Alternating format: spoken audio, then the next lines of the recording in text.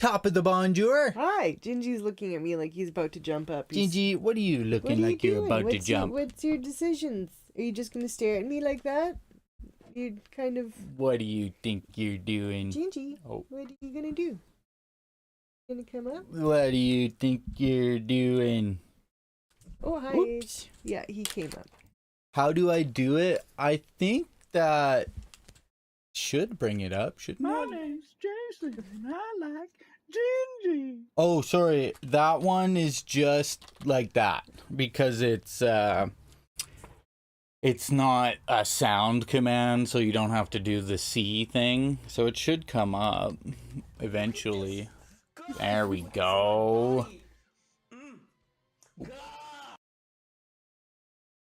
You guys want to see a fart boy? A fart boy. I don't think I've actually ever heard him fart. You know, I've never heard a cat fart. You do cats? Yeah, they do. How is everybody today? It's good to see you upon this Thursday. We have been sleeping in. I know. I think it's weather, but... It's weird. I feel weird about the sleeping in. Danny and Hayes and Philip, Violetta, freaking Audio Bugadio. Happy, what day? Is it Thursday today?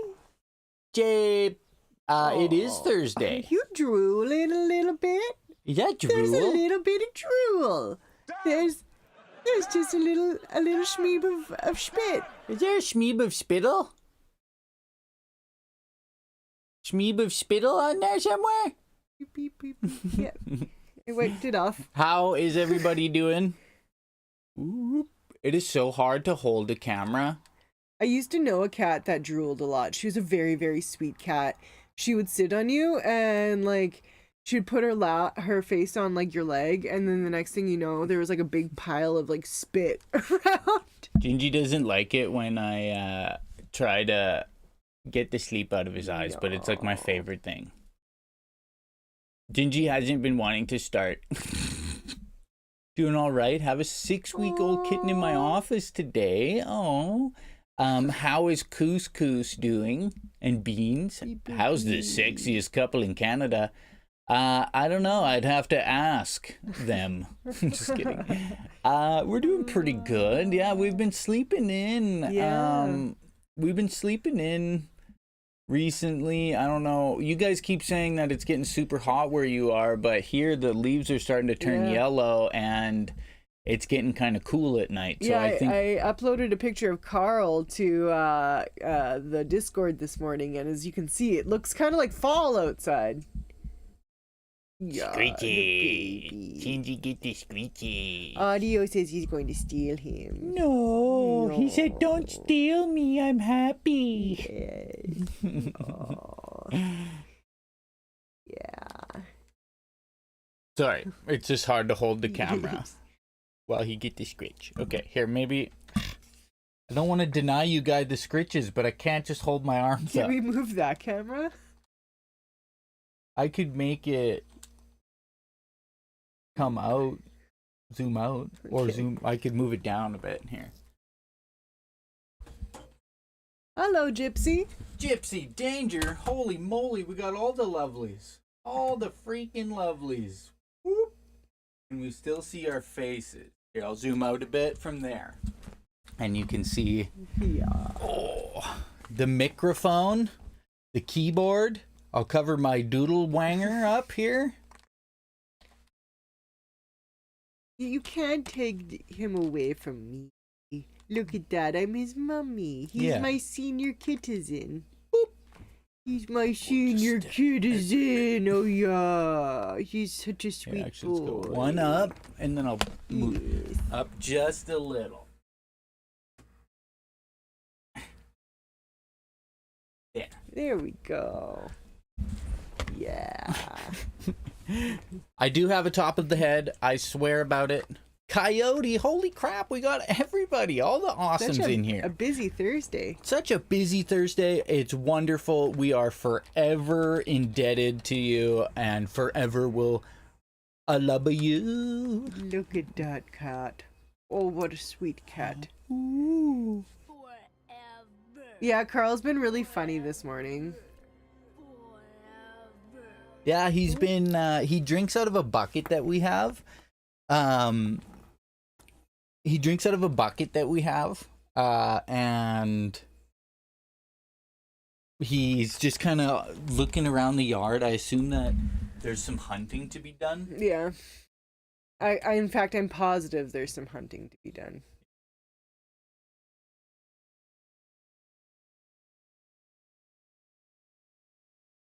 Oh, now it's gotta go away. Yeah. There we go. There we go. Hi. Chef, how much milk do you get caught in your mustache daily? Coffee cream I do get in it. Technically no milk.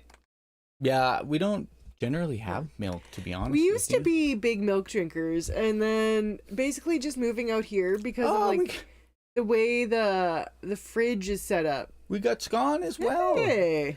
Yeah, also, I don't know, I go through these periods of like where it seems like milk gives me a lot of heartburn for some reason. But I don't know. I became lactose intolerant when I was about 14. I do believe that the pills I take, because my doctors referred to it as them causing dietary changes, where say certain things might upset my stomach more than they used to because of all the anti-inflammatories. So I know that has happened to me, and I believe, like, just from myself, the two things I've noticed from when I was younger that have changed is it seems like dairy sometimes sets off like my makes my stomach acid, like it makes me really burpy or like that kind of high acidity. And like say rare to medium rare beef, for some reason something about eating something that's not well done, that's beef, it launches through my body like it's enrobed in laxative. We had more of those Costco beef hot dogs, and our stomachs were upset last night. So Yeah, I don't think we did. I just don't think we can really eat beef anymore. maybe we got bit by the Lone Star. But I know tick. we have not. Well, I know for a fact we have not. So maybe we haven't thrown enough pennies at poor Maybe- people lately. maybe that, and maybe it's because we're the poor people. We can't afford beef, and our bodies are just like not used to eating beef anymore. Yeah, maybe because beef's been so expensive Yeah. for like 2 years. Yeah. We can only consume pork and poultry. It's true. We do eat a lot more pork out here than anything Jason? else, just because it's cheaper than all the other meats. Mr. Jabeson? Sheriff, how's it been since I last seen you two? I think we've been doing good, Gypsy. We had some family come visit. It's always a little socially exhausting for us, so we take some time to recuperate. Other than that, we've really just been, I guess trying to get back into the swing of things, which is, We've been sleeping in every day. yeah, which is not weird for sleeping us. in. We've been sleeping in till like 8 a.m., which we're not, like, normally I get up at 7, sometimes 6:30. But yeah, we've been sleeping until 8, which is why we've been starting stream a bit later, because we need our coffee and poop time in the morning. It's true. And we need to see little cattails. Yeah. Bloop. Bloop. Boopy boop. Bloop, bloop. There we go. Hi, Jinjee's Tale. I can't express how much lemonade is over my table when I read your earlier comment about Evan's beef lawn. Actually, you know what? I haven't had a good lemonade, and it's usually one of my favorite Lemonade? beverages. A nice lemonade. I like a good Arnold Palmer. A nice Arnold Palmer, Yeah. for those who don't know, is a 50-50 blend. Of Ice- lemonade and iced tea. Yeah, Arnie Palmy. But Canadian iced tea, which is specifically a very different thing than American iced tea. Yeah, we have basically Canadian iced tea is known as It's Good juice drink. Host. Yeah. Let's see if I can find Good Like, I do Host. think they have it in the States, but when, like, I remember when I was, like, 10, going to Disneyland for the first time, and we went to the Hard Rock Cafe, and I ordered an iced tea, thinking I would be getting Canadian style iced tea, not aware that in the States, if you order iced tea, it's literally like just cold tea with It's almost sugar so in it. bright, the screen, it hurts my I eyes. know, right? Canadian iced tea, diluted maple syrup. So actually, funny thing, even out here in the West, maple syrup is really expensive, and we don't really buy it a lot because it is so expensive. I'm trying to think of what would you call those iced tea machines that were always at the mall, and it was like churning the beverage. Oh, just like the mall iced tea. Yeah, maybe I'll just type that in. Mall iced tea. Mall iced tea machine. They also usually had the peach drink beside it. Yeah, peach drink. Yeah, the peach drink. No, none of these are right. Search like I guarantee we're both thinking of the exact same exactly one. like And there's no way we'll find, like, I mean, from like Calico Junction in Moose Jaw. search like old mall drink machine. Yeah, old or retro mall beverage dispenser. What the fuck? That's just a goddamn jug. No, yeah, okay. Yes, a jug was the most retro beverage container. Here, I'm gonna look up juice because there is usually juice in it. Maybe I have to put peach juice. Peach Have you guys ever had peach juice? juice. I've always actually wondered why. There it is. There it is. This These thing. bad boys. Yeah, these always had iced tea and peach juice in them. Holy shit! It's $2,000. Holy shit. We're gonna start a GoFundMe. Yeah. Oh, is this the raspberry drink? Raspberry sucked. Peach and iced tea. That's What the hell? That thing's $2,000. that is so funny. This is what Oh I my pictured when you God. said peach juice. Why does everyone know this is what peach juice comes out of? No, Jason said this isn't what I pictured when you said peach juice. Oh, gross, Jason. It's Thursday morning. You can't be looking at hentai already. Oh, look at. Yeah, Holy, there you go. a triple banger? Yeah, even a single one is so expensive. You may as Why? well get a double for like $100. $100 more, you get twice the Yeah. peach juice. But look at this beef castle. Holy shit! Man, you know how much peach juice? Those are so shit. expensive. No wonder why no one's selling peach juice in Canada anymore. This shit's too This expensive. one even holds less, and it's quite a bit of money. Oh, these are the Oh, these are this company fancy. makes the cold coffees too. I Interesting. used to work at this one place in Moose Jaw, and my boss became really obsessed with the waffles that you could make at hotels. And so And keep in mind, I don't even know what my job was, but he's like, Krissy, I need you to do research for me. And he made me like research these fucking waffle makers, and like I found one for him online. It was not cheap, and oh my good lord, the hoops we had to jump through for me to order him a fucking industrial waffle maker for his house. This is just simply so he could have it in his house to make it fucking like hotel style waffles on tap. Like, why? Because he like was one just of like these ones? an old rich man. He had too much. He had nothing to do with his fucking time. This is Alibaba. Industrial waffle maker, I put. This was also like many years ago. Oh, like yeah. probably 12 years ago. So it was a lot more difficult to find like Shit. these waffle makers. Just No, I don't want coupons. Oh, this is like also this is like not even a normal no, those aren't. Those are like teddy bears. teddy bears. It's very cute. Crazy. But it's not a waffle. I would take some waffles. I saw one of those not too long ago at a Mexican restaurant. Here we go. Oh, these ones Chinese or mold cheese coin waffle machine cheese. I will say also, like, he was severely overweight, my boss, and like quite often, like, I would just hear him like sleeping, like snoring loudly at his desk. Like the fact that he didn't have a heart attack while just sitting at his desk while I was working for him absolutely amazes me. So just to like, you know, kind of create an image for you in your head. Look at this. There's no way that's $38 to $65. These ones are intense. No, that was not at all what I had to get for him.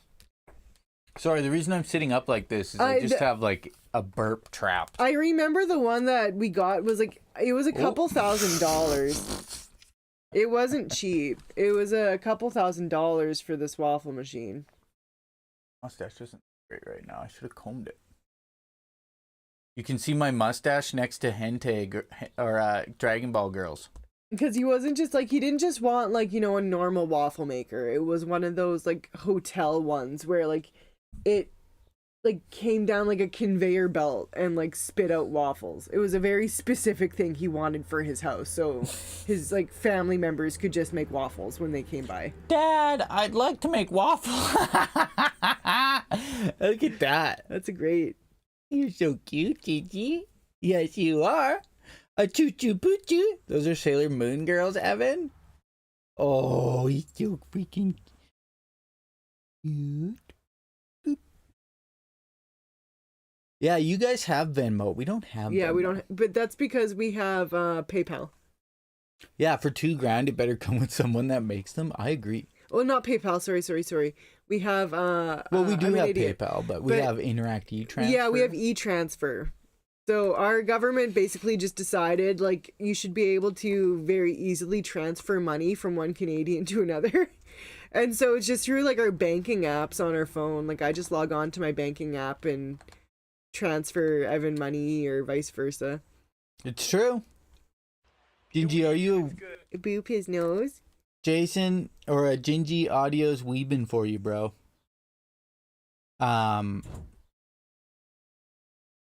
We thought I just added this because we have a friend in the chat named Philip who is going to Scotland tomorrow, and in Scotland, Boop sheriff's nose.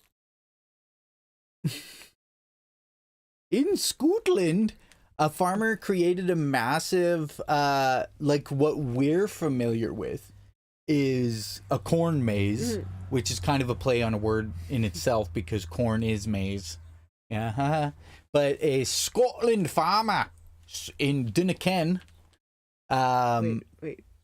The power of the boop. You were connected via boops. This farmer created a giant, whatever you call it. Corn maze made out of sunflowers. A Scottish farmer grew about 250,000 sunflowers after he just survived that in his northern climate. they would survive in his northern climate, and apparently it's brought visitors in from all over Australia. Crawford Niven. I mean, if that doesn't sound like Mackenzie. Came up with the idea for a flower-lined pathway about 3 years ago. And he began planning for its eventual fulfillment on his farm in Glogburn farm near Perth, Scotland. Oh, there's a Perth in Scotland? Can we also just take a second to laugh about how all English people say like Somerset? Somerset. Yeah, we've seen a thing where what was it, Sorted Foods? Yeah. I thought they were joking. But instead they're like Somerset. Because English people don't normally say the R, so instead of them saying like Somerset, they're like Somerset. Freaking Somerset. So like to pronounce the R, you really have to go out of your way. Sorry, Jinjee's back. Sorry.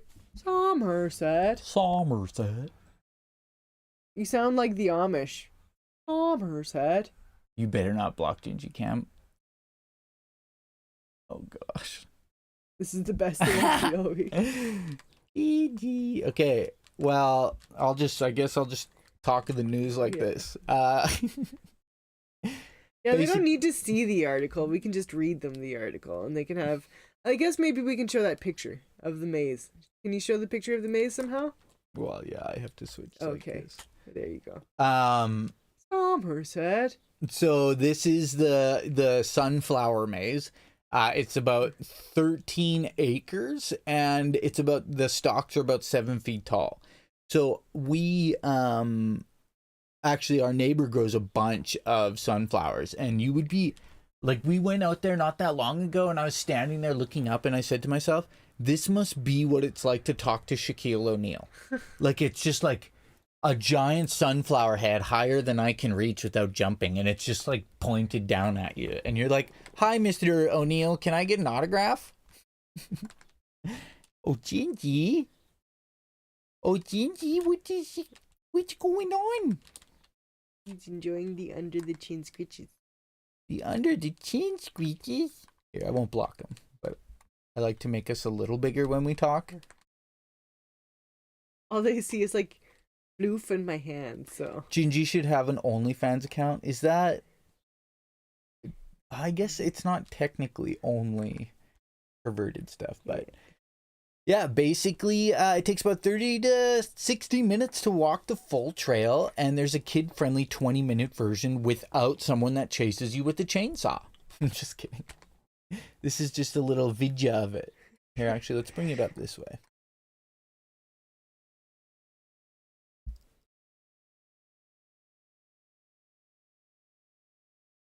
This is so weird to hold. Sorry if that's really loud. Why is like the camera the most fucking confusing thing on the face? There we go.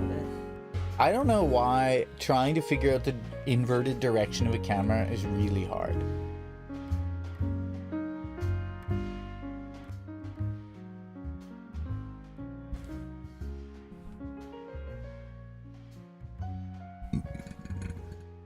This is such a nice mellow music. So, if you've never been to, I've never been to a sunflower maze, but I've been to a few corn mazes in my day. We have. There's maybe we can find a Google image of the sunflowers would be a lot nicer than corn though. But corn is good too. Yeah, I mean it grows tall, but seems like a squiggly path to me. Yeah, it's true. Maybe it's not a maze as so much as a squiggly path. You'd be amazed at sunflowers though. I guess I never really stood very close to them until we met our neighbor who grows them, but like the stalks of them are like the stalks of a sunflower. She basically once they grow and whatever, I think she really only grows them because she likes them. And for the deer. So in the winter, she just puts out all the stalks for the deer to eat. But inside those stalks, it basically is like a styrofoam, like a Yeah. natural styrofoam. Like a packing peanut. Yeah, if I put some in a box with an item and sent it to you, you probably wouldn't even, you might just be like, oh, this is a different type of styrofoam. Yeah. But it does look neat as a giant sunflower field. So I feel like I've been in corn mazes that weren't like, you know, highly laid out in regards to like this is how you get out. When I was there's one outside Lethbridge, Alberta that we went to when I was back in my university days, many years ago, many a moon ago, when I was in university. I went to a corn maze outside Lethbridge, Alberta. And I do recall us getting like mildly lost inside of it. I think it was also dark when we went though, so that might have something to do with it. Oh, you're such a cute little wampus. I can't hold as much. I know, longer it's now. hard, right? Here, let's we'll bring back Jinjee periodically. It's just Yeah. too hard to hold the camera. Oh, you hold my hand. Thank you. Oh. Maybe I can find a place to set it that. He's hitting with his tail a little bit though.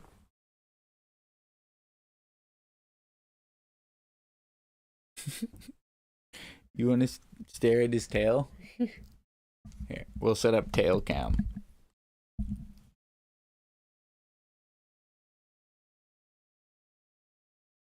There. Jinjee tail cam. So this, I don't know if you guys know the lyrebird. I just thought this was it was a cool little, I didn't watch the whole thing, but this video is actually a lyrebird giving lessons to the juveniles. And we had seen a thing about lyrebirds not too terribly long ago, and they can mimic sounds like you wouldn't imagine. Camera shutters, vehicles, you name it, ringtones and stuff. It's pretty crazy. But apparently deep in the forests of Victoria State, in the Dandenong ranges of National Park in Australia, they captured a video of them teaching like I said, the juvenile lyrebirds how to Yeah, Jordan said chainsaws. We've seen chainsaws. That's the other one Yeah. I was trying to think of.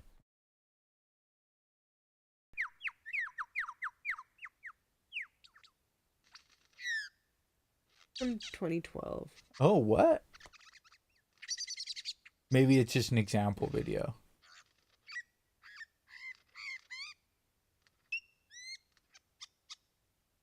It says it's a lyrebird displaying to a female on mound. So I'm assuming that. Oh, because it's got its plumage out or whatever. Yeah.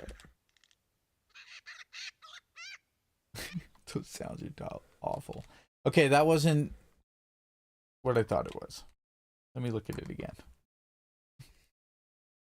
I think that was just a random video of a lyrebird that Yeah. they linked.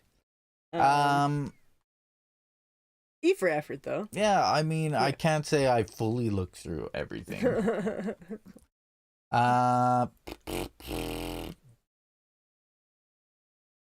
Clickbaited, yeah. Yeah. I thought it would Lyrebirds be are cool. I thought it would be just a little happy video of a bird teaching other birds, but I do have a different bird one that is much happier. Oh, a woman lets a bird into her apartment. Well, not just one. I did see this Oh. one. It's I think about 60. Oh, multiple So, hummingbirds. Woman turns her apartment into hummingbird hospital for dozens of battered beauties. Aww. So you can get these hummingbird feeders at a lot of Yeah. places, and we think we might That's wag them. a good neighbor thing. She's being a good neighbor Yeah. for those hummingbirds. We do have some stuff more specifically oriented to the good neighbor aspect. We'll of get things. into the whole. I guess maybe today's theme. The theme. But in the last decade, since recovering from colon cancer, an elderly woman in Mexico has opened her door to sick and injured and orphaned hummingbirds. There is a video of this one. So I'm just gonna bring it up here. Before you play this, I was watching a little video yesterday of hummingbirds. I didn't realize the males, when they're attracting females, they basically kind of have like little frills that they like send out. Really? What? When they're like doing their like dance, like they have these little frills that come out the side of their face. And it looks like really, it's like they're feathers. Like they have like feathers that come out. Only the men seem to. And it's just like, this looks like really fucking weird. Yeah, as soon as you say tentacles, it changes the conversation. Frills, not tentacles, frills. Oh. The hummingbirds we got would sooner kill each other than share a feeder? Really? Weird. How did hummingbirds kill? Like, like pierce each other? But yeah, this video is basically her feeding them with tiny tubes. But look at this. Many have survived attacks by grackles. Oh. We have grackles here. A bird, she says, is non-native to Mexico. We have grackles and hummingbirds here. Yeah. So that's kind of, I don't like the idea of that. I see hummingbirds in our yard quite a bit because we have scarlet runner beans. And they really like the flowers on the scarlet runner beans. Krissy let one grow so that she could use it to plant next year. I've harvested the beans They're and I'm huge. letting them dry. Like, I didn't even realize they were like pink kidney beans. Yeah. See. So a woman in Mexico turns her apartment into a clinic for dozens of That looks like a big hummingbird in comparison to the ones that we've seen. I tried to turn on subtitles, but oh, sick. That is a huge hummingbird. Just sucks out of that. Katia Latouf. I don't know. That's probably not. I'm probably saying that wrong because I said it more like French. Has turned her apartment in Mexico City's Polanco neighborhood into a clinic for sick, injured, and orphaned Philip, I don't know. He does this. He lays on you and he stretches out like he's being very sweet, and then his tail is just like. Blah, blah, blah, blah.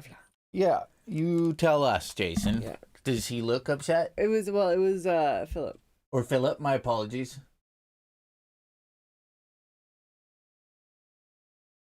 Look at how upset he is.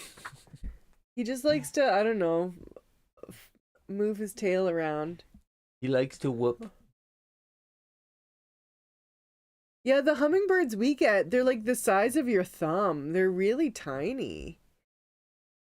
You actually, like, you can barely see them sometimes. You hear them well before you see them. You hear, like, the massive hum of what sounds probably like the biggest wasp you're about to see in your life. Yeah. And then you're like, oh, it's a hummingbird. How sweet. It's a bird of the humming.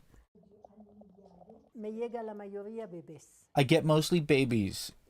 I get a lot of them broken or picked on by grackles. She seems like a sweet lady. Grackles are not from Mexico. They were brought here, imported, and are destroying nests and birds. Why would they Grackles import are grackles? a bit like eagles. I assume it was like an accidental, like how sparrows came from Europe to Canada, like they stowawayed in a boat or some shit. Because a grackle is like a crow, but it's what do they call it? Where it's a parasitic bird and it will destroy other nests or leave its birds in other nests. Sorry, this is kind of a sidetrack, but piggy-tailing off what Philip said about Piggy-tailing? I've never heard that before. Piggybacking is what I meant to say. Just piggybacking off what Philip said about Manchester's giant pigeons. So I have a mental theory.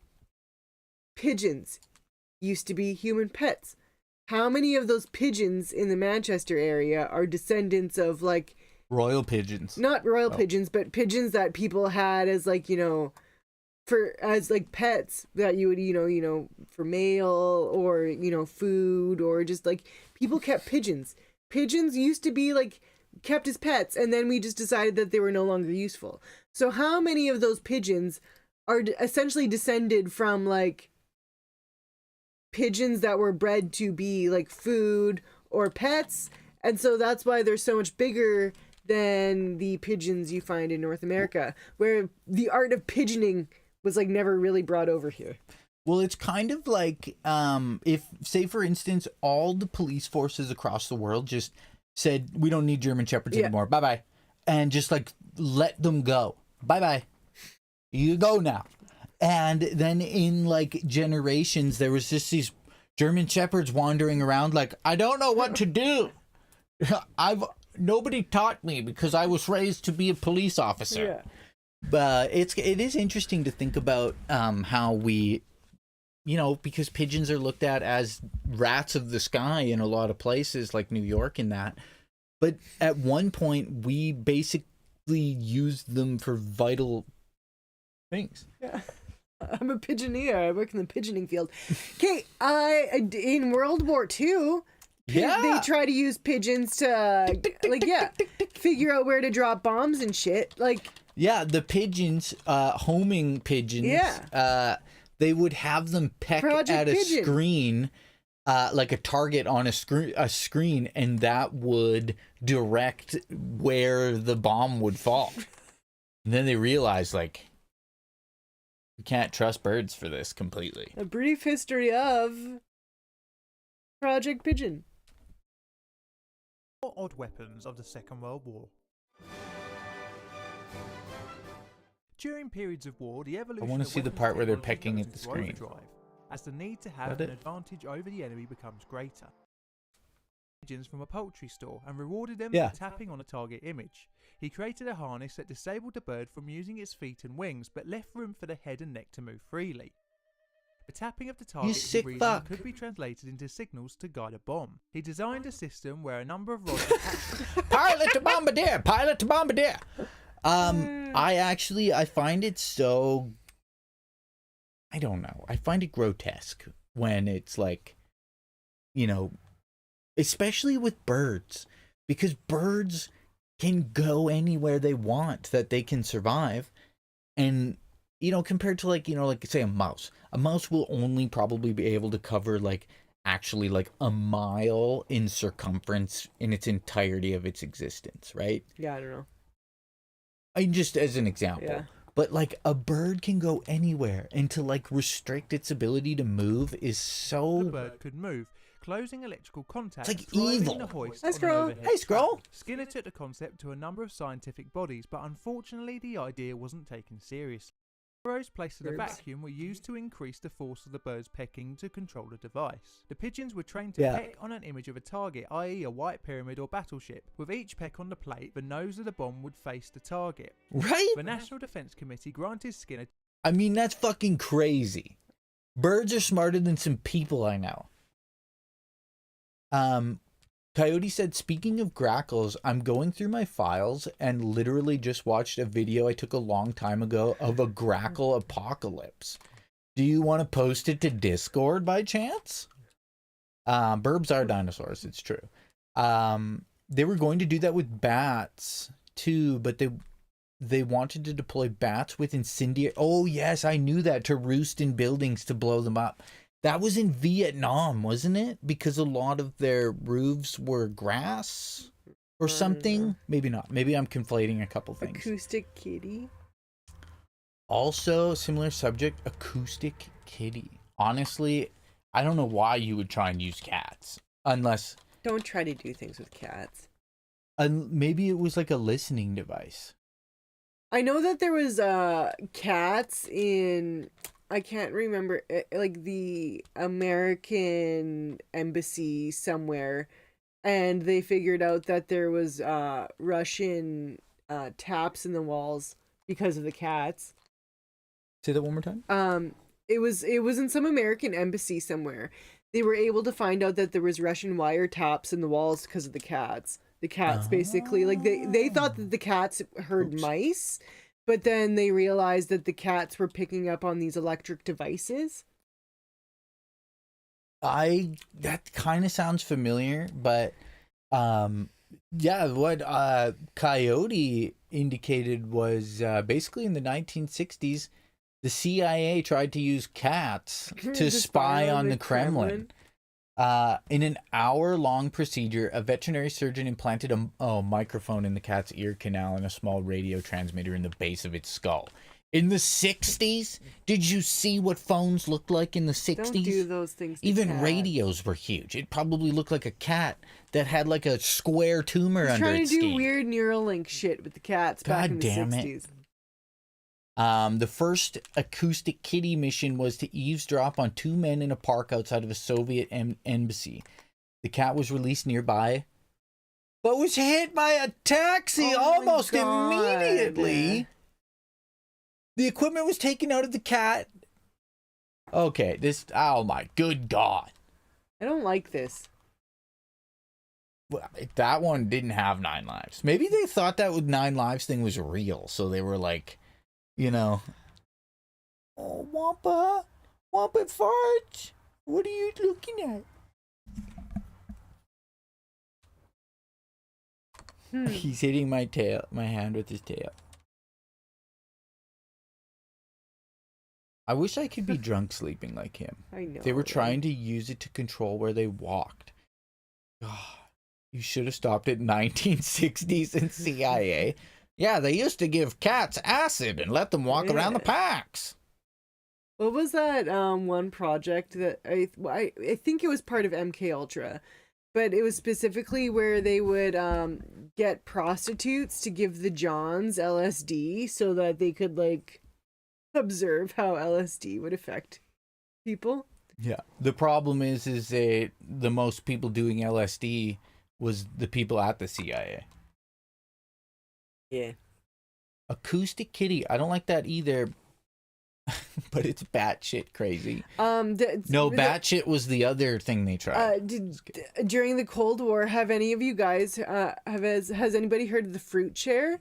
I think I've talked about it before. Oh yeah, isn't that Canadian? It was done in Canada. Yeah, it was. I wouldn't be surprised though if it was also done in America. But I know I've talked about this before, so my apologies to anybody who's like heard me talk about this, but I just think it's such a weird, strange part of Canadian history. So the fruit chair, during the Cold War, it was basically assumed that if you were gay, you were a communist. So what they would do is they would sit you down in this chair where they'd show you a bunch of different types of pornography interlaced with the occasional picture of gay pornography. They would be measuring your heart rate and stuff during this whole experience. And if you were perceived to be aroused during the gay pornography pictures, you were gay and therefore a communist and blacklisted.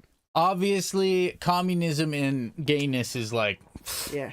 Yeah, clearly. So I just thought this would be funny to include because it's what a hummingbird looks like on a security camera when the frame rate of the camera matches up with the wing speed of the bird. It looks like it's like a plastic bird on a string, and the neighbor's like, it's so funny. That's how they came up with Viagra. They probably found like not epinephrine or something is released when your bone cone gets hard. Your bone cone. Your meat sword.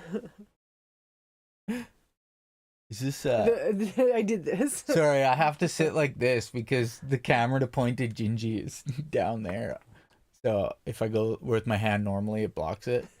But you can see my tat. Incredibly unscientific, but also very American. Yeah, that was a Canadian thing. So yeah. And once again, that was called the fruit chair. Yeah, it's kind of like that fractal chair we looked at. Yeah. Except that was for castration purposes. Yeah. This is just called the fruit chair, and they'd show you porn. We were actually slightly upset this morning because the guy who made the fractal chair made another video, and he didn't talk in it.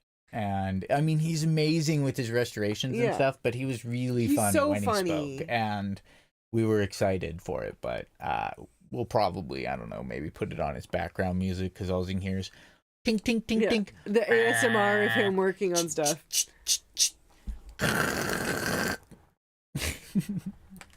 I'm like, I learned those because my What the hell, Jinjee? Your I would tail. break my Fisher Price toys when I was a kid, and and it would stop playing the sound, so I'd have to go.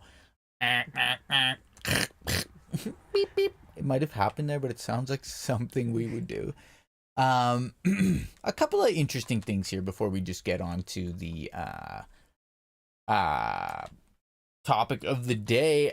This is just a quick the movie or the game Fallout is getting a TV show. Because Last of Us did so well, they decided that hey, might as well dip into a nuclear apocalypse one. It kind of makes sense. Walton Goggins is in it, apparently. Oh, he's funny. I don't know who Ella Purnell is. I might have to Google that Just one. Google her right now. Yeah. Do it right now. Who's Ella Purnell? I need to know. Inquiring minds need to know. Search Google. This. I mean, I don't know if I know her from anything. didn't we watch this? Miss Peregrine's something. Yellow No. Jackets. Oh yeah. Yes, She plays She's the one who dies first. Yeah. Yes, and then they cannibalize her. Yeah. Actually, no, yeah. no, they don't. Wait, the friend actually. The friend.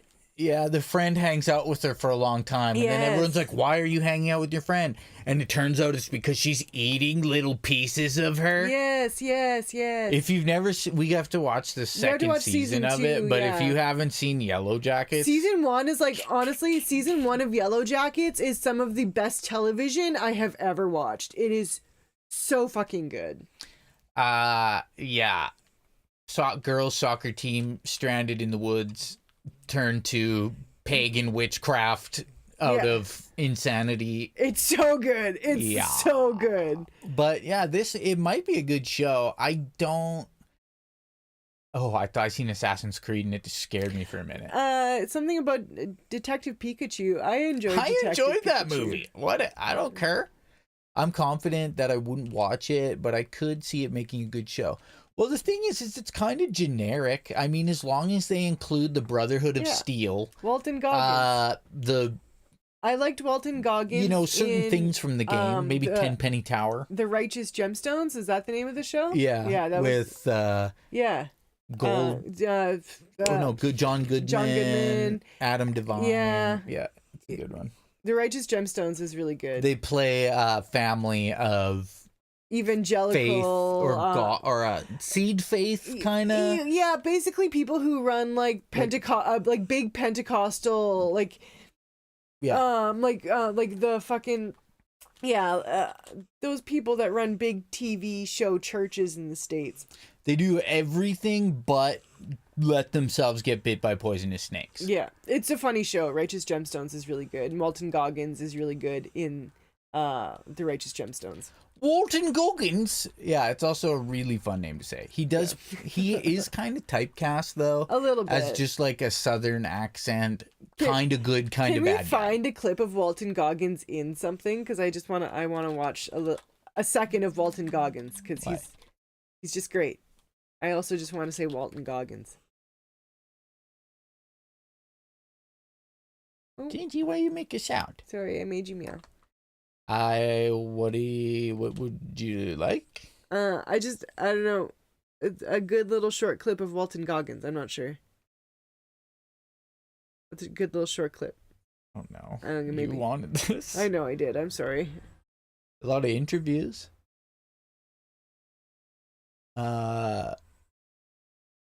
Here, look up. Yeah. Give this to me. Thank you. I don't necessarily. Walton Goggins. I seen him first in a show called Justified that I stopped watching. There's a fan-made Fallout series on YouTube that's pretty good. Oh, really?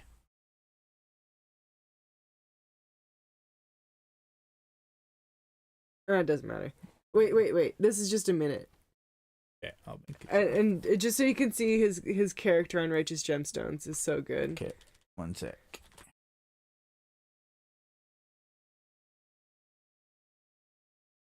Yeah, this is like a fake ad. Down. Baby Billy's health elixir will lift you up. Baby Heal Billy. the spirit to heal the body. Cold, flu, strips, even cobras, every disease cured with ease by this blessed formula based on ancient scripture. You just Ancient drink scripture. this tasty coconut silkiness every morning, and that's it. Done. $100 for a 1 month jug. Additional jugs only $65 a pop, and I make nothing. Zero. Zilch. By the time I pay all my scientists, all my people in my research department, lab coats, it's a wash. It's a How wash. you do it then, baby Billy? Well, because I'm selfless, and I want to heal as many people as the dear Lord lets me. Baby Billy's Health Baby Elixir Billy. in a bottle. Ah, tasty It's like that coconut silkiness. HHO or whatever it was, selling bleach to all those people. So yeah, the Righteous Gemstones. Yeah, it's a good really show. good. For those who don't know, in the Fallout, every vault was used for experiments. Each one was a different deal, from just seeing if humans can basically survive to biogenetic experiments. Yeah, that sounds better. I just thought that this would be funny to bring up. The largest organized search for the Loch Ness Monster is using... Largest? Did I say largest? You said largest. The largest organized search for the Loch Ness Monster is using volunteers for scientific study of Britain's largest lake this week. It's largest. It's so large. It's larg. They're going to be wielding a horde of high-tech stuff. And the largest ones, it will be the largest one since 1972. Oh, the largest. Absolutely the largest. Yeah. It does go 788 feet deep, at 22 square miles. So it is a pretty big lake. Loch Ness is Britain's largest lake. It is the largest lake. Interesting. So the most claims of the Loch Ness Monster over the years have been admitted hoaxes. But it's possible that a giant Wells catfish could have looked like a serpent from the surface in the 19th century. Just kind of want to see. Oh, this looks like it's a picture of what they're referring to.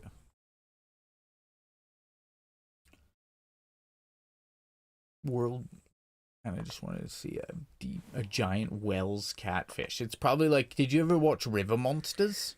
Or how people used to think that manatees were mermaids. Mermaid.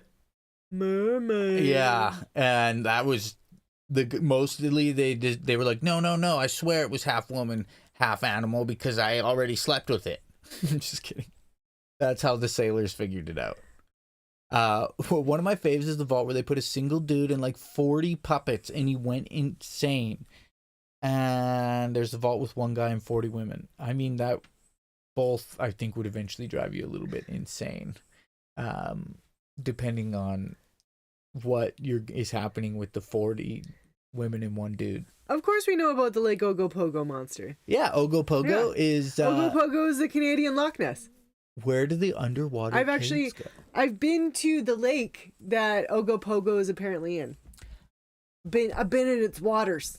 I do believe that indeed, if in the 19th century, if you've seen this thing swimming on the surface, you could think that it's a gigantic monster. I mean, it is. Yeah. Look at it. The lake where Ogopogo lives is really nice. You've lost your trunks in that lake. These are the Canadian Nessie. Yeah. This is River Monsters stuff. Jesus, it's like those stories when people flush things down or kill goldfish down the toilet. Do you remember it wasn't too many years ago, maybe maximum 5 years ago, there was that lady in the Saskatchewan River that got bit by a giant pikey, and she had to get like a bunch of stitches. Oh yeah, they have big teeth. Yeah, they look like fucking alligators. Pull up a picture of a giant pikey. Yes. The only other thing they thought it could be was a European eel, but I think that would be a pretty big fucking eel. Sorry. A giant pikey. It's not pike, it's pikey.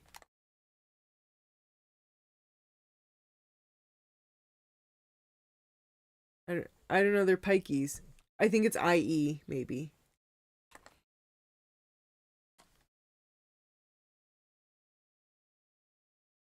Whatever. I'm pretty sure it's a pike. I've never heard of a pikey. Well, no, it's Pikey? like that lady whose leg got bitten by, like, it's called a pikey. I'll just type in pike and see. Yeah. Giant fish. Yeah, an extremely rare attack. Oh, wait. Sorry. There was a Clicked on second a article. big one. It was the second article. A muskie. Sorry, it's called a muskie. I not a- love fish on my plate anymore. Oh my god, it's a muskie, not a pike. Giant fish pulls woman under, tears chunk out of her leg at lake resort. Yeah, it's a muskie. Sorry, my bad. Muskie. A muskie. Oh, gross! That's a big bite. Yeah, so That my was in bad. Winnipeg River? My bad. Yeah, these things they're part of the pike family. Look up a picture of a muskie. I got the name wrong, you guys. I'm a little bit dumb. I'm a dum-dum. Muskellunge or a muskie, a fish highly sought out because of its rarity and size. It can grow up to 6 feet long and weigh more than 50 pounds. I'm just kind of just looking at it before I look it up here a bit. Oh God, don't talk about the wound. Okay, this isn't real. No, there are fish that have human teeth. Like I looked down, I saw the fish's head, which looked like an alligator, and it just grabbed it and moved me from side to side and then pulled me. You know how hungry that fish yeah, so was? these fish are actually pretty blind, from what I understand. Is that fish a flashlight? The what do you call it? The angler fish?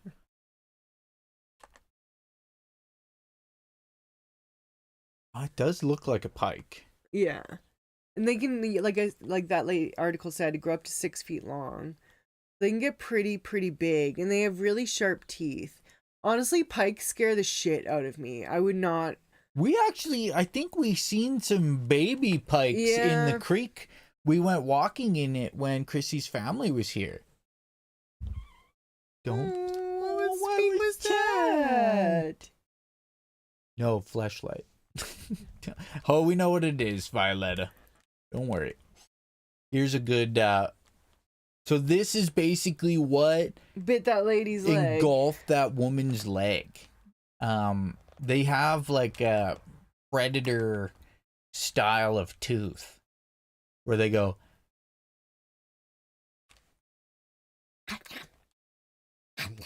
No, that's never mind. These fish aren't good neighbors. They are not good neighbors. Oh yeah, there it is. Look at those bad boys. Yeah, that would fuck you up. And then look at like the roof of its mouth is spiny too. That is like we are lucky as human beings that these things can't walk. Hold on to my hand while I got my Cucumber. Oh yeah, we got to show you guys. I have a cat, so I have cat paralysis and I can't really move, but fortunately our house is so tiny that if he just holds onto my hand, I can reach across to grab things. I picked this cucumber this morning. What a weird looking thing. Okay, bye. Bye, Ginge. Bye. Alright. There goes the Ginge. We don't need this anymore, I guess. Yeah. But I picked this. It looked real funny.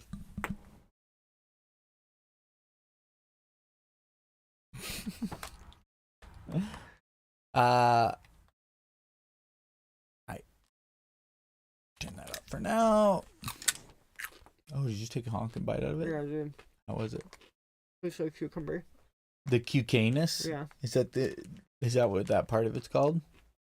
maybe.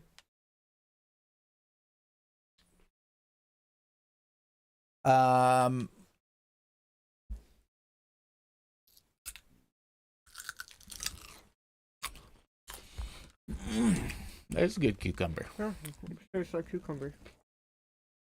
So, you guys, is it important to be a good neighbor? In a world where increasingly you can get whatever you need delivered to you, you can call up any contractor or service person to do whatever you need, Don't even really just need a to go outside. handyman. you don't necessarily need to go outside and do things, you know? Do you really need other people? Violet, I love cucumbers? unpeeled cucumbers. Peel. I prefer it unpeeled. Are you part of the Royal British Society? It adds and a texture. Do you... Banana looks unripened. Are you part of High British Society and only eat peeled cucumber sandwiches? What? Oh my god, look how fucking full cat hair this is. That's a lot. Let's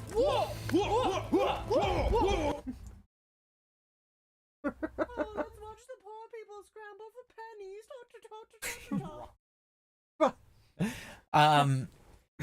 I don't know, but do you need other people? You can work from home, you know, as long as everything is kind of, you know, set up for you. Do you really need to be nice to others, right? She knows everything allowed to be sassy on On their birthday. You want Jinjee for her? Is it not more important to be right than to be friendly? Obviously not. I mean, it depends on where you live, right? We were watching things where two people, you may have heard the name Fauci Tube and this other dude in Florida, basically they can coax each other into come to my house to fight me, because if you come to my house, I can shoot you. And then you think to yourself, okay, well, that's a little fucking weird. Like, why would you even need that law to begin with, right? And the more that we kind of look into, you know, like where, say, the future technology is heading, it seems like it's tearing people apart whilst allowing us to congregate. You know what I mean? So people, when you watch these main story stuff, like it's like, oh, this, you know, Karen goes into a mall and thinks she's the main character of the story and just acts like an absolute psychopath to everybody. You know, like, where does that come from? And why does it seem like it's more... That comes from people who are unable to look outside themselves and their own experience. And they think that their own experience is the end-all be-all. I grew up all the time being told, Krissy, you're not the center of the universe. So, from a very young age, I was taught the harsh reality of, dude, get over yourself. And these people never had a parent that's like, Krissy. Well, it's like people never thought to themselves, like lately, or they never think to themselves, I could need someone eventually. Yeah. Right? Or something eventually. Like when you think of what would be the reasons that you wouldn't want some of your already misspent tax money to go towards a healthcare system that helps everybody? Well, the only reason you wouldn't is because you think genetically, physically, emotionally, whatever, you are rock solid healthy, and that's not going to change. I am the epitome of humanity. Yeah, and if it does change, well, you have enough money to pay for yourself and fuck everybody else, right? Yeah. And it's weird to think about things like that because when growing up, like you said, you basically you were forced to kind of be nice to people around you because you might need a cup of sugar. Like, you might not be their best friend, but there by no means was it that you would be intolerable to each other. Your car might break down. You might just need somebody to help. Yeah, and I would like to read Philip's comment. Can I just say that although the older streams were fun, I much prefer interactive discussion streams as opposed to video games? Feedback? I do appreciate that, Philip. We do like to talk. There are some... You know, we'll eventually probably find games that pique our interest or run out of things to talk about, but we like to, like, discuss topics. Like I said, we only know what we know from growing up, and it's interesting to find out that some of the things were same or different from how you guys did. Coyote says, my dad grew up around people like that. My dad was a bit of a Karen. My dad was too. Like, basically, I remember going to restaurants with my dad and him interacting with the waitresses and thinking to myself, I never want to interact with people the way my dad is interacting with these people right now. Yeah, actually, my dad is very much like walk up to the customer service desk and give them a what's for, because I am entitled to the refund to this, or I'm really upset about something. Or just being kind of short and snippy for no reason. Yeah, I always grew up more like, not necessarily that I think you catch more flies with honey. I mean, you do. But a lot of those flies you don't necessarily want, right? I've also been on the other end where I was really nice to somebody who took advantage of the niceness. Yeah. And I would be at work, and my cousin would text me and be like, "Hey, are you playing Gears of War right now?" I'm like, "No, I'm working." He's like, "Well, you're logged in and you've been playing for a couple hours." I had people just showing up at my fucking house and eating my food and playing my console and stuff. Like, people will take advantage of being too nice. So where is that line between respect, kindness, and boundary? Like, we struggle with our neighbors because they've been here for a really long time, so they have all the stuff they need. We should also say, by like, no like bad struggling. They're like the nicest people on the face of the planet. We've never had we struggle with how to be the right neighbor, the right type of neighbor. Well, it's because we grew up in the city, right, where you can be closed off from your neighbor to a certain extent. You don't have to interact with them unless, like, you have to interact with them. Yeah, like, I'm building a fence. Good. Yeah. I'm building a fence. Would you like to go halvesies? Yeah. Or this area is, where your property sits higher than mine and floods my basement. Yeah. Can we work this through? But out here, they've been here for so long that they have, tractors and snow blowers and snowmobiles and you name it, right? And they're more than willing to let us use them. I would say for us, we don't know when or how to ask for help because we've never had to. Yeah. So they're like, ask us for help with literally anything you need help with, but we also don't want to be overstepping any boundaries. And that, I think, comes from living in the city where you don't want to come across as like a burden to people for asking for their help, versus out here it's viewed as like nice social interaction to a certain extent, right? Yeah. And it's also, they don't want to see us struggle. Yeah. So they're like, hey, just use our thing. But for us, if we damage their tractor or, just all this, like, maybe it got to the point where we were just walking into their yard and grabbing it, like, we don't want to ever come across as too eager to. It's easy to, like, offer an inch and take a mile, right? Yeah. And you just, maybe because we're, I don't know, try to be aware of our, how we are, that we overthink it. And I guarantee that's what happens. It took us like a week to muster up the courage to ask Perry to do our roof. And because it was like the most dangerous part of everything, right? And we didn't want to do it. And Krissy was just like, you just need to ask him. You like, can't he's already beat said around the bush. I kept telling Evan, I was like, he already said that he would do our roof for us. You're just like missing all of the hints that he said. And I'm just like, I'm trying to be like, whoa, maybe somebody, a magic roof angel will show up with shingles. And Krissy's like, can you help us? He's like, absolutely. Let me go get my boots. It's like, oh shit, you want, like, right now. And he did it in like 2 days. Not even. He only did it in 2 days because he was doing it in the evening. Yeah, when he got home from work. Yeah. And, so it's grew up in a different setting, and this sounds a lot like me. Definitely isn't a city thing. It's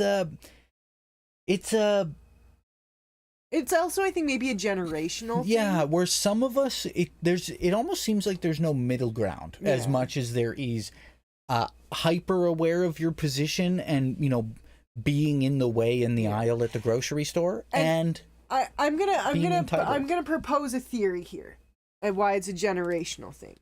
Because our generation, we grew up where essentially our neighbors are kind of like the age that they could be our parents, right? And so they grew up in that generation where there was a lot of material gain by that generation, right? And so they were able to provide their children with a lot of whatever their children would need without the children needing to go outside the family and ask for help for something beyond that, right? Yeah. So that the older generation is used to having to ask other people for help because that's how they got stuff, versus our generation and younger is used to, it's either kind of been provided by the family because the family has it due to material gain during those prosperous years, and so that's why they don't know how to ask for help beyond immediate family or immediate friends. And then also with the onset of online culture, where when you are asking for help, you're not asking directly face to face. It's more just like a general question I'm putting out online for like advice for people, right? Or you can just Google the answer and get the answer without having to actually interact with someone. Like for me to learn how to fix something, I could just Google it and find the answer on YouTube, versus my mom wouldn't even think of that, right? Yeah, and one of the benefits to say your mom knowing that her cousin's son is a plumber, he might be able to say, oh, well, no, don't get that stuff. It actually sucks. Or if you do it this way, it'll be cheaper. Using a person who may have experience versus just trying to consume as much as you can on the internet, right? Yeah, I also wonder how much of it is potentially related to the weather you experience. Because Nate, it's good to see you. We're just talking about if it's important to be a good neighbor. If it's more important to be right or civil. You know what I mean? Civil. And like we have weird weather. We have all 4 seasons. Not everybody does, right? We actually have a longer winter than I think most when it comes to snow, in a sense of North America. And I know, like, you can't be an island there can be several feet of snow falling overnight. The one neighbor on a block with a snowblower versus everybody else trying to shovel will typically do more, like more of the sidewalk, or like if your vehicle gets stuck just at the intersection, people will typically get out of their vehicles to help push you. So you typically need to know somebody that you could call on, like, oh, hey, my vehicle won't start. Can you come boost me? But increasingly, people don't have that one person that they can call. So you have to call a tow truck company, or you basically you've exchanged potentially having a friendly interaction with someone or a neighbor for an exchange of capital, for being able to pay for it. Yeah. Right. Carla constantly has the television.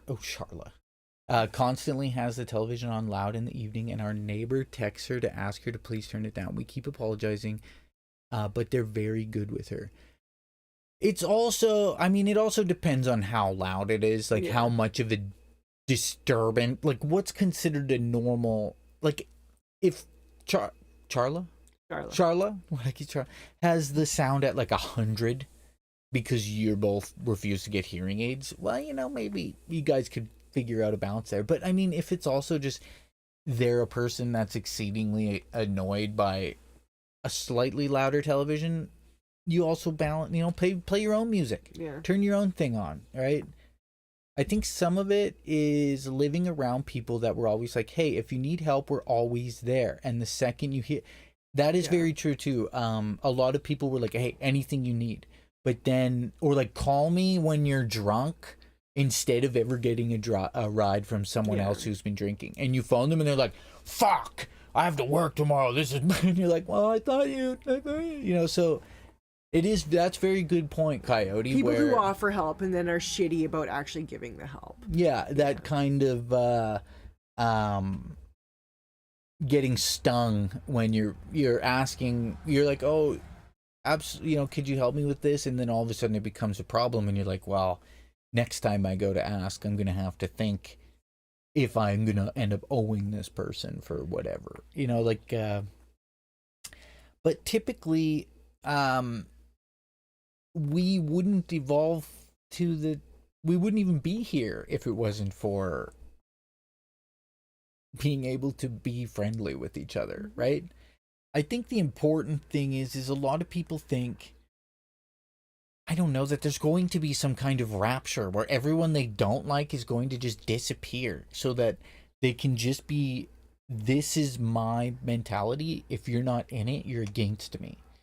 You know? So I was just reading what Deadweight Nate wrote, and so I knocked on my neighbor's door and they were super H. And my mind immediately finished that off with hi, but the word was actually helpful. They were super helpful. We had a fire alarm going off at 8 p.m. last winter. Battery was dying, and it was too high-tech to reach without a ladder. I didn't own a ladder yet, so... yeah, absolutely. Or they help you and throw it in your face. Yeah. They had a ladder and yeah, and so that's the thing, Deadweight Nate. Yeah. Honestly, you probably spent more time trying to figure out what you could use for a ladder before you were like, okay, I'm gonna bite the bullet and just ask them if they have a ladder. And it was just, I do that with everything. I'm like, oh, I gotta call this place and I'm gonna have to explain all this stuff, and it's like 10 seconds. They're like, oh yeah, no problem. You could also make the argument that this is one of the downfalls of everything being owned by landlords, right? Instead of, people owning their own property and having to fix things for themselves and then maybe reach out to neighbors for help, all you need to immediately do is phone the landlord and be like, this is broken, come fix it. Yeah, and a lot of people will try and, there is certain rules and regulations put in place to prevent even homeowners from fully doing whatever they want with their home, right? Yeah. When it comes to insurance and resale value and blah, blah, blah, blah, what is considered code. So, there's a lot of that asking for help stuff may have changed as well, because you have to get an oil change at a garage because it'll void your warranty if you don't, right? Getting your neighbor to do something for you may no longer be a good enough level of contracted help or whatever, right? I spent my time beating the fire alarm. I guess maybe also not just like neighbor, but like creating those relationships with the local businesses yourself, right? Like, say if you have a continuous issue with your roof and needed to like keep having like the same guy come out and fix it. Obviously, maybe he's not doing his job great, but at least over time you would be creating some sort of relationship with that gentleman rather than like it all being on your landlord, right? Yeah. So like, because I used to work in rental, and essentially I was the one who was making most of these calls myself, and I was the one who was building on-site rapport with the people who would come out and fix whatever needed to be fixed, which is, that's great. But it's also like not great, because am I the person necessarily that should have like good on-site rapport with like the appliance man? You know what I mean? Yeah. It is true. It does create a strange layer between fixing a problem. Yeah. You know what I mean? I mean, we have our own thoughts on landlord aspect anyways, in a sense of people shouldn't be in charge of other people's housing that are just, it's a whole thing. But basically, as you can tell, we lean towards the side of, even if someone helping you isn't doing a great job, they're still trying to help. Or, don't always think of someone asking you for a favor as an exchange, right? I just thought of the example of my mom bringing me a bunch of ice when they came down. Yeah, that was funny. They were going to do a Costco run to bring down groceries and stuff for us, and they're like, what do you need? And like, on the very short list of things I said, one of them was rice. I said, rice would be good. We are starting to run really low. My mom read rice as ice, and they proceeded to bring me a shitload of ice from Saskatchewan that I didn't need. So we have 2 bags of ice. Yeah, it's like, okay, I have a bunch of ice now. That's great. Yeah. Well, Deadweight Nate, it's actually, I think it's a problem almost everywhere, the landlord thing, because there's a housing crisis everywhere, while most of these fucking dickheads jack the price up that no one can afford, and no one's in the place, right? I know a lot. There shouldn't be landlord ownership. There just shouldn't be. You should be able to have X amount of properties for X amount of things, commercial, agriculture, residential, but you shouldn't be able to be the person who rents out an entire complex to who you deem worthy of having food, water, shelter. It's a big thing and it's a big problem, just kind of like charity, right? It's kind of weird to say charity is a problem. The only reason charity exists is because there are issues in the entirety of the system to begin with, and not necessarily only exists, but like. So can I just, my view on charity is it's for rich people to feel good about paying into social programs that they don't want their taxes to go to. Yeah, it's true. And they get it written off anyways, right? Yeah, they can get it as a bigger tax write-off, and they're choosing what company their profits are funding as a they give to something that aligns with what they ultimately want. Like if you think about like take care of Violetta, a lot of stuff. Say, see you later, Violetta. Like hunting stuff. It's really just like protectionary laws around hunting and that kind of thing. It's really just so like rich people can go out and continue to hunt endangered animals. Yeah, it's. So that's where I struggle with, like, charity is good, but it also isn't, because it's just a way for like rich people to be like, well, see, I don't really want to help poor people, but I want poor people to think that I'm helping them. Like Mr. Beast paying money, $1,500 a person to bring back their eyesight. It is wonderful that these people can now see. But what in God's name was restricting them from being able to get that to change their lives before some random private YouTuber decided to pay for it? You know, that's kind of, and obviously, you know, even in a perfect system, charity would happen in a sense of, I have 58 zucchinis, you don't have a zucchini, have a zucchini. Well, that's right, and that's a little different. The idea of potluck, right, where that kind of originally came around from, I believe, if I'm correct, like the native communities in North America, where you kind of just like a gathering. Yeah, you bring gathering, and you bring what you have for meal, and then together like you have a big feast for everyone. Yeah, like on Stardew when you're making the soup. Yeah, and everyone in the village has to bring an ingredient to throw in the soup. Throw in the soup. But we do have mild references to why we believe you should be nice to others. What were you gonna say, sweetheart? I was just gonna ask Philip, do they have potluck in the UK? Yeah, or do you call potluck is basically everyone brings something. Yeah. There's no like we're having this, and this. It's like we're having potluck for supper. Someone brings wings. You're invited someone brings for lasagna. potluck. Someone brings garlic bread. Someone brings salad. Someone brings pierogi. Yeah. You're invited for potluck, so you just kind of bring whatever you want to make to the potluck. Yeah, but a couple of things that kind of spurred our thoughts about this, like we talk about stuff like this often, where you just see that people would rather take each other to court than like be civil. Yeah, you know what I mean. But there was, you know, some scientific research to back up why you should be kind to others, and a study finds that performing acts of kindness does increase your mental health. So as much as we want to, but that begs the question: is anything truly altruistic? I mean, this in itself is a conversation about basically, you know, can you do a selfless deed? No. I don't know. It's tough because if you're doing something that's selfless, it's still in service to yourself because it makes you feel good. Yeah. It's well, let's just say that. I mean, that's not to say don't do kind things. Yeah, let's just say the benefit of this is it's a group benefit of happiness. Yeah, so, I mean, like the outcome isn't bad by any stretch of the imagination. It's just... Yeah, so this study sought to test the methods of cognitive behavioral therapy, which I have my own thoughts about, which is kind of like when they say, "Oh, you're afraid of water, let's go for a swim." Yeah. You know, but you know, like let's start by getting your feet wet, and then your ankles, and then your knees. It's a non-pharmaceutical treatment for depression and anxiety that's been proven to work through confronting patterns that are leading to the depressive, anxious thoughts, and kind of retraining your brain.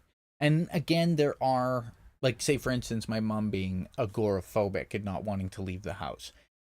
You know, increasingly getting farther away from the house and more comfortable with doing it is something that will help. But they try to use behavioral therapy for things that, you know, it's just almost too hard to rewire the human brain. But basically, the methods of trying to do it included random acts of kindness, such as buying a stranger's coffee or at Starbucks, or baking cookies for the mailman, as well as planning fun activities twice a week, and cognitive reappraisal, which coaches people with anxiety or depression to record triggering thoughts and actively contemplate what would make the resulting stress diminish.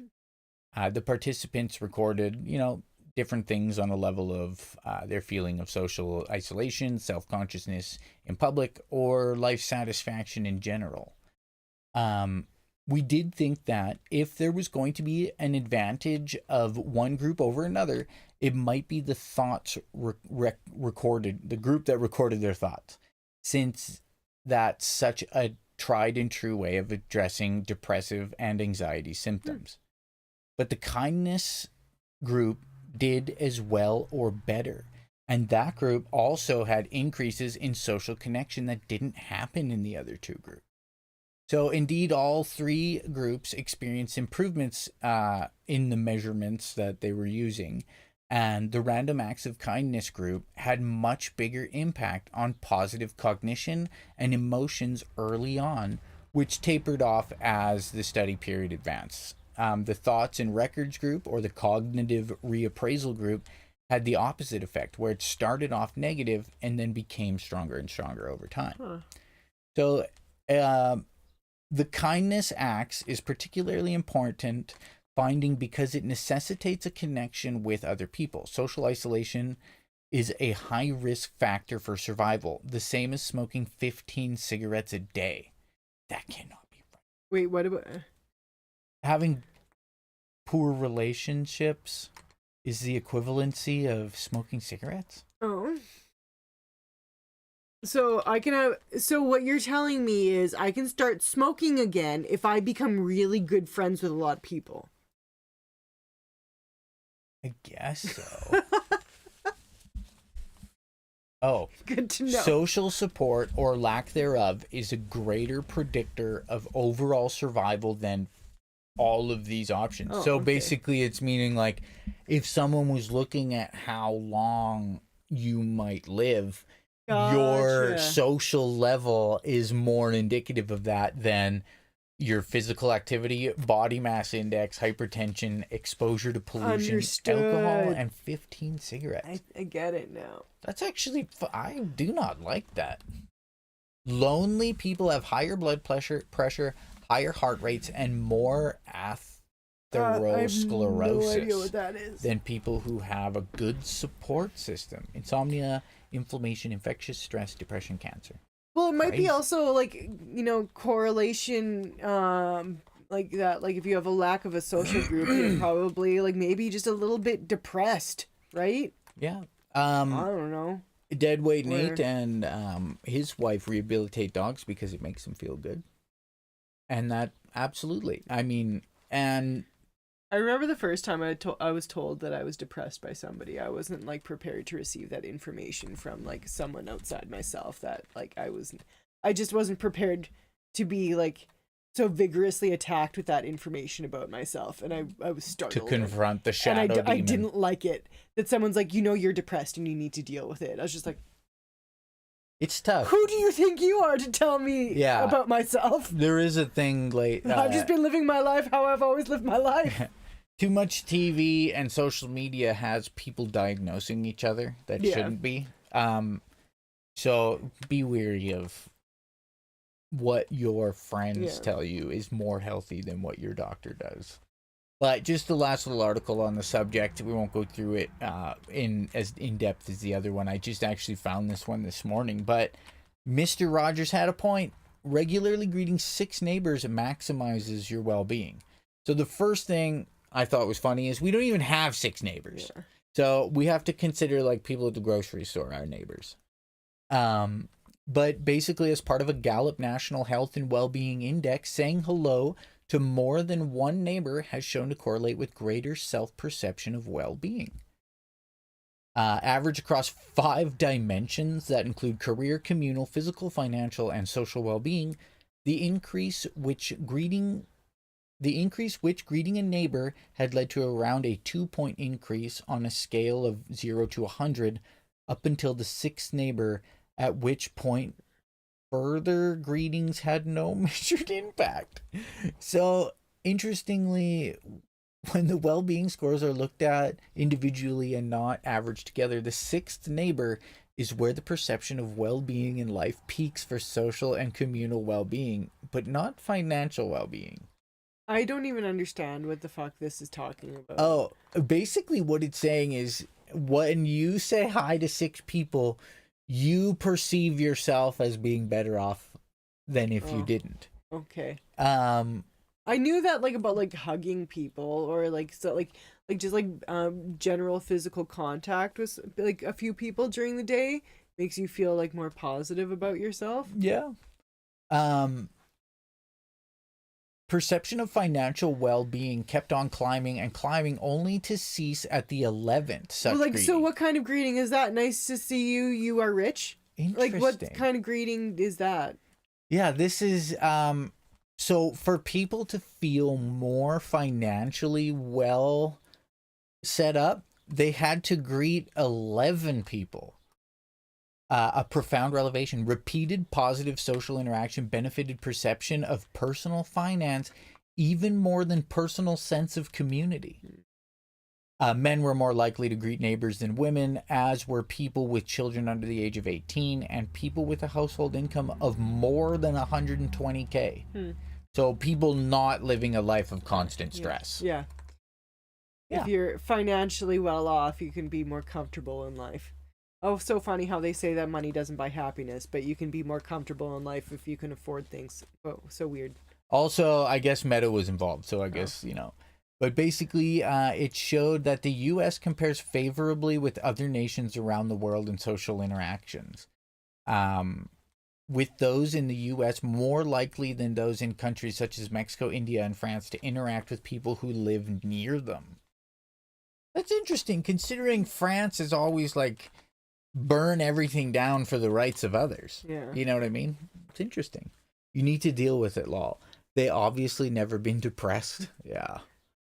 When Tony told me I was depressed, we had a huge fight. I was in total denial, but after going to the doctor, I'm finally okay. Yeah, it's interesting, Dead White Nate. And it's really good that you were able to, you know, maybe initially you felt scorned by those words, but you were able to actually introspect and go, maybe what I think is normal isn't normal. Yeah. And there's something that could help me. I will say, like, the person who told me, like, at the time there was a lot of situational shit going on that, like, I don't know. Actually, look at Philip has the same thing too. Charlotte had to shout at him to admit it. So for me, I guess I should also, I just want to say that the person who told me this, like, I was literally watching, like, die from cancer. So I don't know if I could, like, you know, how much her opinion on me as someone who, like, didn't know me for a super long period of time. But like I said, I was watching this person die of cancer. I don't know how much her thinking that I was depressed is actually, like, really true. And the fact that it was just, like, you know, really sad living with somebody dying of cancer. So. Yeah, there is definitely sometimes when people tell you you're depressed, you should be depressed. Yeah, like exactly. A lot of, like, when it comes to pain relief and opioid addiction and stuff, a lot of it is people are trying to mask any sense of non-happy. Yeah. And they've been conditioned to think if you're anything but happy, you're fucked up. I was in a legitimate situation where Yeah. most people would be sad. And that's very important, right? Yeah. It's when when you're sitting there and you can't motivate yourself and nothing, like there's things that depression presents outside of a trauma that you're actually going through. Yeah. But Evan, your awesome top reminds me of the space uniforms in Star Trek. Dr. McCoy. This is one of my favorite. Isn't it? That the Quicksilver? And this is one of my favorite bunny hugs. Or Volcom. No, I've Volcom. had this bunny hug for many a year and I love it. I like long sleeve shirts. But yeah, it's as much as we think interaction is tough, unfortunately we aren't individual. We are not a rock. Yes, that's what I was looking for. Or an island. I am a rock. I am an island. What song is that? And a rock feels no pain. And an island never cries. It's I'm a Rock by Simon and Garfunkel. I am a rock. I am an island. The Marsh Report. Walking around saying hello. This is just Stephen Malley left London we'll by his attempts to interact with them in a friendly Mr. Levity was saying people in the north are friendly, but people in the south aren't. Circus at 9:32 this morning. He had already said hello to several people en route from King's Several, Cross that's Station, good. leaving worried commuters unsure why a man they did not know was talking to them. He made direct eye contact and then said, "Morning." Morning. This is just a statement because it was the morning, but no, something in his tone was a greeting. Malley was apprehended by London police, who were forced to let him go, as friendliness to strangers is not a crime until next year. Outside the station, Malley gave a statement. Where I come from, it's okay to greet strangers or comment to them about the weather. I did not know the customs of London, and I apologise if I offended anyone. I did not mean to be happy. Do you think culturally that has to do with like wealth distribution in England and like so I assume generally that people who live in London would be kind of like financially more well off, and then like the idea is that the more north you are, probably the more impoverished you are. So more than likely, like the rich don't want to interact with the poors. So how dare you as a northerner say hello to me, a southerner? Yeah. Philip, please tell me whether or not I'm right. Where's Honiton? Is that in the south? Yeah, Honiton, I believe, is south. Where they threw all the pennies at everyone. The poors. The pennies at the poors. God damn. Well, our lovely friends and neighbors. Okay, everyone's constantly busy and has no time to talk. Okay. Oh, I think it's the culture of London. They're not necessarily more well off because Yay, jobs Violetta pay made it more, back. but rented bills cost more. Everyone's constantly busy and no time to talk. Honiton is southwest. They're nice there. Well, then why do they throw hot pennies at each other? Yeah, it's kind of a dick move. Hello, Violetta. I'm glad you made it back just in time for us to take off. I'm trying to think if Moose Straw has any weird things. We throw candy at kids when there's like yeah, like a parade down the street. Like with here's some hard candies in the shape of floats strawberry and shit. Yeah. I think that's pretty normal. Yeah. Hucking hard candies at kids. Honestly, I think the weirdest thing about that Honiton thing was as long as the glove is up, you can't be arrested. Like, that's bad news bears. There's a lot of things that are illegal. If I might catch you tomorrow, if I get England in Scotland, if not, I dunna can. In Scotland? I dunna can. England. My brain just doesn't work after a while. My eyes start getting dry, and I have to pee, and my brain's like, I've got too much going on. I can't figure it out. We're going to watch Coyote's Grackle video on I'm going to make some tomato soup for supper tonight. That's I gave you a squash on Discord. Wash me, bro. Have I shown you my squash? We have to eat it soon at some point. My squoosh? I already closed some stuff, so we can't look at your squoosh. My dad cut my dick off. My pee-pee.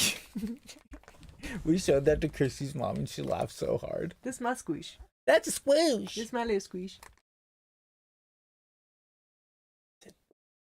My dad cut off my dick. My pee-pee. My dad cut off my dick. That was a wonderful time as always. Thank you so much for coming in, everybody. Freaking scone. If you guys are, I know that there's other people that were in here with Twitches, but Scalm is one I can remember easily. Violetta, stay away from the sheep. Hey, I'm only 11% Welsh. Hey, have you seen those Uzbekistan sheep though? Uzbekistan big booty sheep. Mighty booty, big booty. All right, I need to grab that video still. Don't worry, we're just interested because we have grackles here. But yes, we will take off for the day. We will see you soon. On the morrow. We're gonna watch more Dragon Ball after we get back from the grocery store. Like unironically super stoked about Dragon Ball. It's so good. Yeah. I just find it so weird that Vegeta and Bulma end up together. That's like the biggest like weird thing to me. Ooh, gossip. Take care, everybody. Much love. Talk to you soon. Pee on